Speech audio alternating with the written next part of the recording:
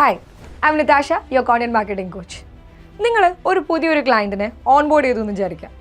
ആദ്യമായിട്ട് ചെയ്യുന്ന ഒരു വർക്കാണ് കണ്ടന്റ് മാർക്കറ്റിംഗ് അല്ലെങ്കിൽ കണ്ടന്റ് സ്ട്രാറ്റജി ചെയ്യുമ്പോൾ എന്താണ് ചെയ്യേണ്ടതെന്ന് പലപ്പോഴും പല ആൾക്കാർക്കും കൺഫ്യൂഷൻ ഉണ്ട്. ആദ്യം തന്നെ ഞാൻ കണ്ടന്റ് ക്രിയേറ്റ് ചെയ്യണോ അല്ലെങ്കിൽ വേറെ വല്ലതും ചെയ്യണ്ടോ? സിമ്പിളായിട്ട് രണ്ട് കാര്യങ്ങളാണ് നമ്മൾ ആദ്യം ചെയ്യേണ്ടത്. അതായത് റീസെർച്ചാണ് എല്ലാത്തിനെയും ഫസ്റ്റ് ചെയ്യേണ്ട കാര്യം. ഈ റീസെർച്ചിൽ നമ്മൾ ചെയ്യേണ്ട 2 സ്റ്റെപ്പുകളുണ്ട്. ആദ്യത്തെ ഒരു കാര്യമാണ് SWOT analysis. SWOT, SWOT analysis. എന്താണ് ഈ SWOT അനാലിസിസ് എന്ന് പറഞ്ഞു കഴിഞ്ഞാൽ? ഒന്നുമില്ല, നിങ്ങൾ ഏത് ക്ലയൻറ്റിനെയാണോ ഓൺബോർഡ് ചെയ്യുന്നത് അവരുടെ ചില ഫീച്ചേഴ്സുകൾ നമ്മൾ നിർബന്ധമായിട്ടും അനലൈസ് ചെയ്യേണ്ടതുണ്ട്. SWOT അനാലിസിസിനെ ഒന്ന് എലാബറേറ്റ് ചെയ്ത് കഴിഞ്ഞാൽ നമുക്ക് മനസ്സിലാവും. S stands for strength. നിങ്ങൾ ഓൺബോർഡ് ചെയ്തിട്ടുള്ള ക്ലയൻറ്റിൻ്റെ സ്ട്രെങ്ത് എന്താണെന്നുള്ളത് നിർബന്ധമായിട്ടും നമ്മൾ മനസ്സിലാക്കേണ്ടതാണ്. രണ്ടാമത്തേത് W ആണ്, വിച്ച് മീൻസ് വീക്ക്നെസ്സസ്. നിങ്ങളെ ക്ലയൻറ്റിന് എന്തെങ്കിലും വീക്ക്നെസ് ഉണ്ടെങ്കിൽ ആ വീക്ക്നെസ്സിനെ നമ്മൾ റെഡിയാക്കി എടുക്കണം. ആ വീക്ക്നെസ്സുകൾ നമ്മൾ ബാക്കിയുള്ളവർക്ക് കാണിച്ചു കൊടുക്കാതിരിക്കുക എന്നുള്ളത് ഒരു കണ്ടന്റ് റൈറ്ററുടെ ബുദ്ധിയിൽ പെട്ട ഒരു കാര്യമാണ്. അപ്പോൾ നമ്മൾ സ്ട്രെങ്ത് നോക്കി, അതിൻ്റെ വീക്ക്നെസ് നോക്കി. O മീൻസ് നമുക്ക് കിട്ടുന്ന ഓപ്പർച്യൂണിറ്റീസ് എന്തൊക്കെയാണ്, ആ ക്ലയൻറ്റിൽ നമുക്ക് എന്തൊക്കെ ഓപ്പർച്യൂണിറ്റീസ് കണ്ടുപിടിക്കാൻ വേണ്ടി പറ്റും, അല്ലെങ്കിൽ അവർ കൊടുക്കുന്ന പ്രൊഡക്ട്സിൽ ഏതൊക്കെ രീതിയിൽ നമുക്ക് അവരെ മാർക്കറ്റ് ചെയ്യാൻ പറ്റും എന്നുള്ള ഓപ്പർച്യൂണിറ്റി നമ്മൾ കണ്ടുപിടിക്കേണ്ടതാണ്. And finally T stands for threads.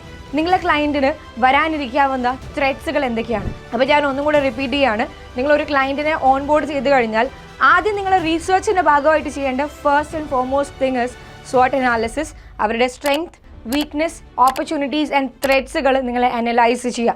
Analyse ചെയ്യുന്നത് നമുക്ക് ഡിഫറെൻറ്റ് മെത്തേഡ്സുകൾ യൂസ് ചെയ്യാറുണ്ട്.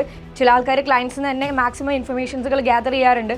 അല്ലെങ്കിൽ നമുക്ക് റീസെർച്ച് ചെയ്ത് ഇത് പല പ്ലാറ്റ്ഫോംസിൻ്റെ അകത്തുനിന്നും ഈ ക്ലയൻറ്റിനെ പറ്റിയിട്ടുള്ള ഒരു അണ്ടർസ്റ്റാൻഡിങ് നമുക്ക് ക്രിയേറ്റ് ചെയ്യാം. അപ്പം ആദ്യം നമ്മൾ SWOT അനാലിസിസ് ആണ് ചെയ്യുന്നതെങ്കിൽ രണ്ടാമതായിട്ട് നമ്മൾ കൂടുതൽ ഇമ്പോർട്ടൻസ് കൊടുക്കുന്നത് കോമ്പറ്റീറ്റർ അനാലിസിസ് ആണ്. എന്താണ് കോമ്പറ്റീറ്റർ അനാലിസിസ്? ഒന്നുമില്ല, കോമ്പറ്റീറ്റർ അനാലിസിസ് എന്ന് പറഞ്ഞു കഴിഞ്ഞാൽ നമ്മളെ ക്ലയൻറ്റ്, അതായത് നമ്മൾ ഓൺബോർഡ് ചെയ്ത ക്ലയൻറ്റിൻ്റെ സെയിം പ്രൊഡക്റ്റ് അഥവാ സെയിം സർവീസ് പ്രൊവൈഡ് ചെയ്യുന്ന മറ്റ് ആൾക്കാരെ നമ്മൾ കണ്ടുപിടിക്കേണ്ടതാണ്. ഫോർ എക്സാമ്പിൾ, ഞാൻ കോഴിക്കോടുള്ള ഒരു വ്യക്തിയാണ്.